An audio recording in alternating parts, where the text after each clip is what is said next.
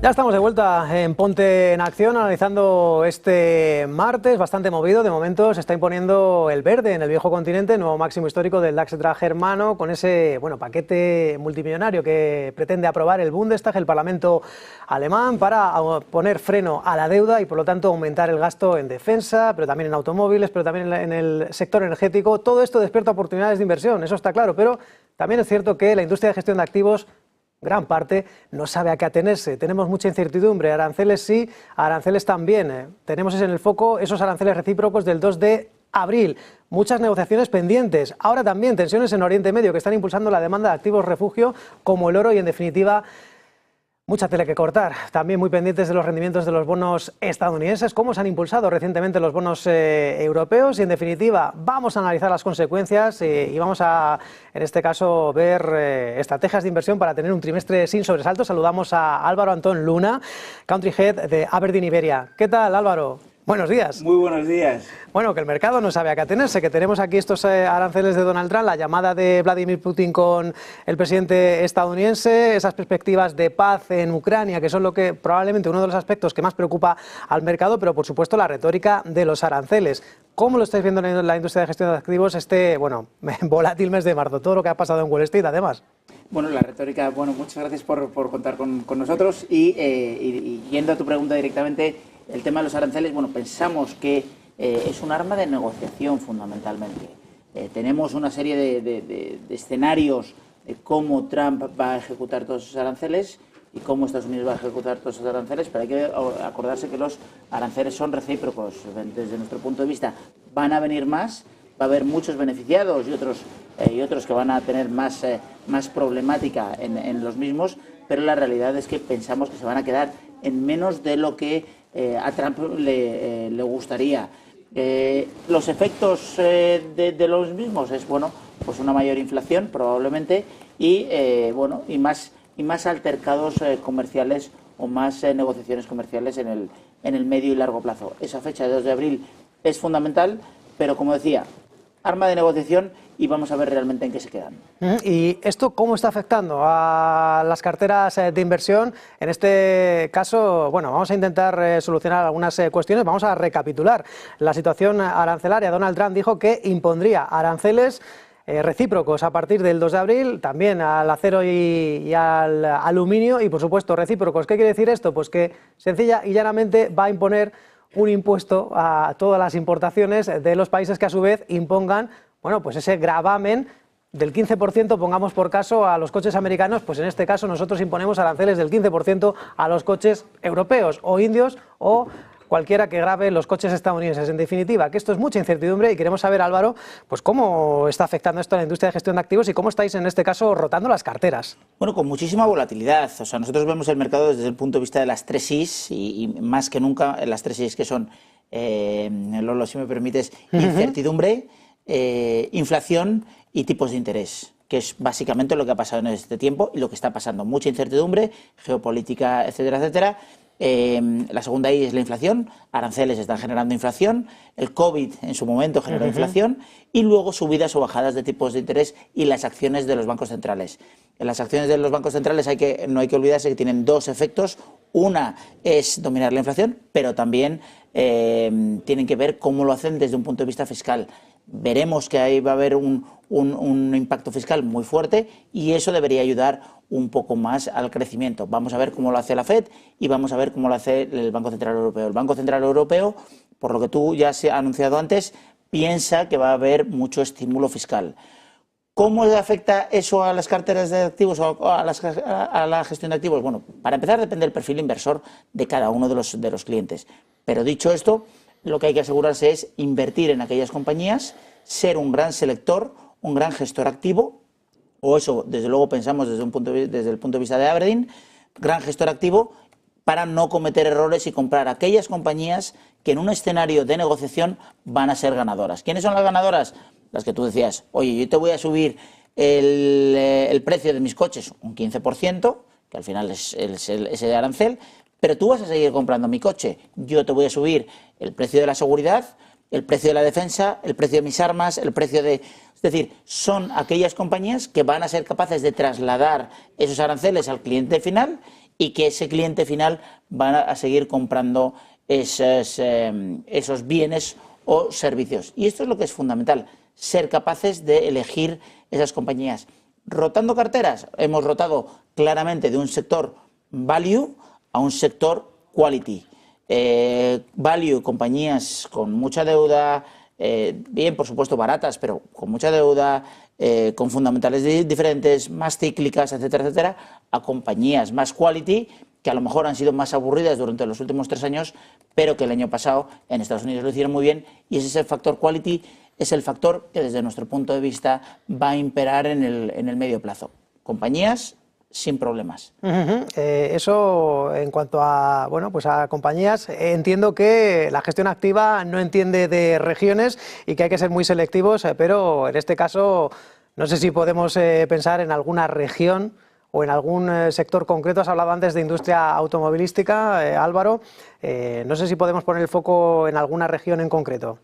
Por supuesto. Vamos a poner un foco, Lolo, si me permites, sí, en una región que no tiene que ser. Es decir, desde Aberdeen lo que pensamos es que no tiene sentido que el MSCI World sea un 75% Estados Unidos.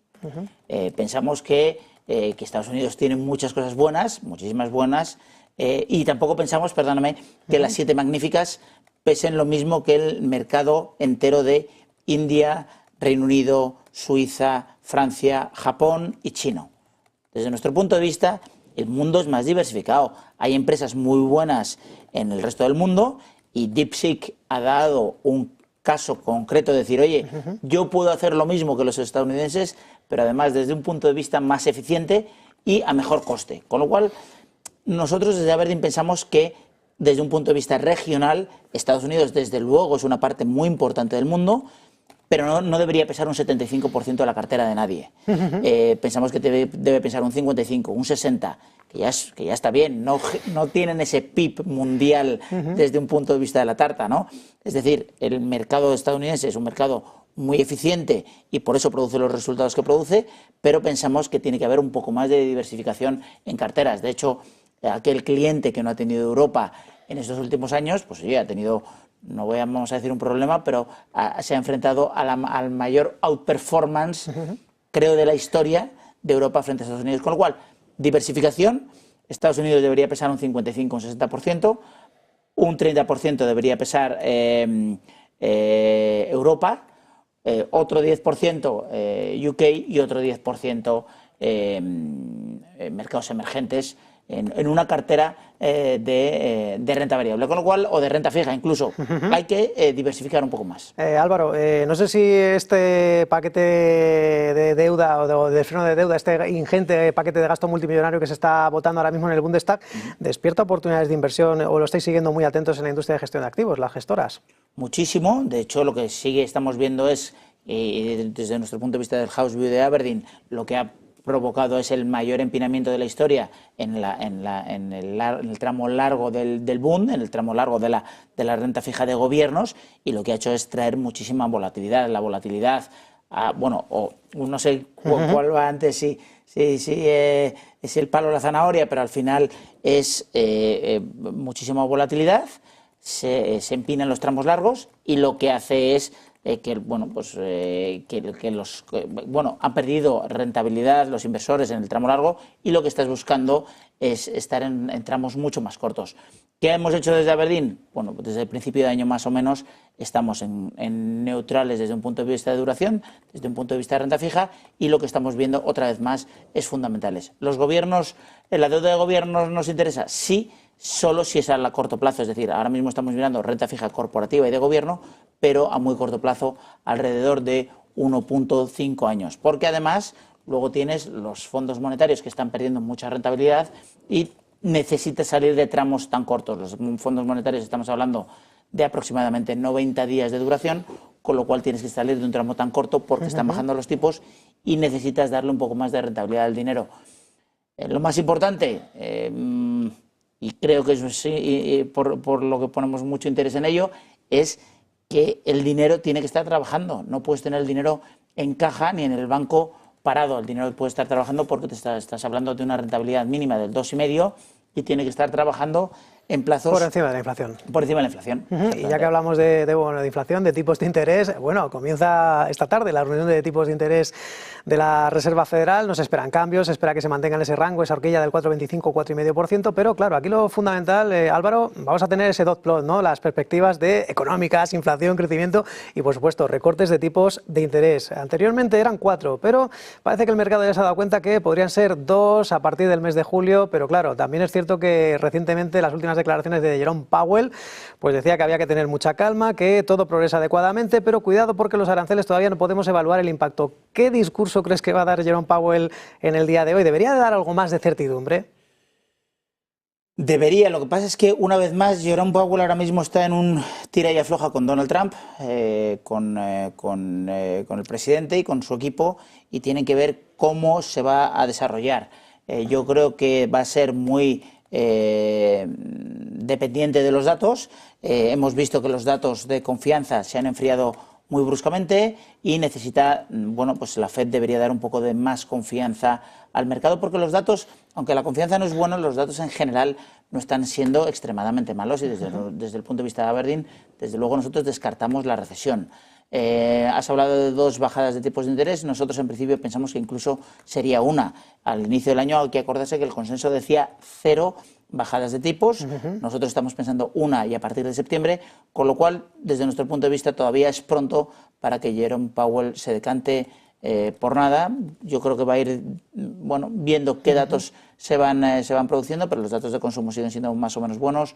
Los datos de trabajo, el último dato no ha sido especialmente bueno, pero está ahí, pero tampoco es especialmente negativo, con lo cual yo creo que todavía es pronto para que Jerome Powell y Donald Trump se hagan tan amigos y decidan algo. Lo que sí creo que es importante, desde Aberdeen creemos que es importante, es que den un poco de más confianza, porque al final los datos están ahí, los datos siguen siendo superiores a los del resto del mundo. Le va a dar presión, Donald Trump, porque quiere bajar los tipos de interés a toda costa. Quiere bajar los tipos de interés y ahí va a estar la presión. Ya te digo, nosotros pensamos que va a ser solo una. Al inicio del año pensábamos 2, hemos bajado a 1 y el consenso al principio del año decía 0. Pero sí, Donald Trump, desde luego, es presionador. Es presionador y esto es un universo de los mercados muy cambiante. Iremos mes a mes, data dependen y nosotros pues aquí como notarios de la actualidad. Álvaro Antón Luna, Country Head Aberdeen Iberia, un placer, gracias. Muchas gracias. Gracias, Lolo. Y nosotros tenemos que hacer una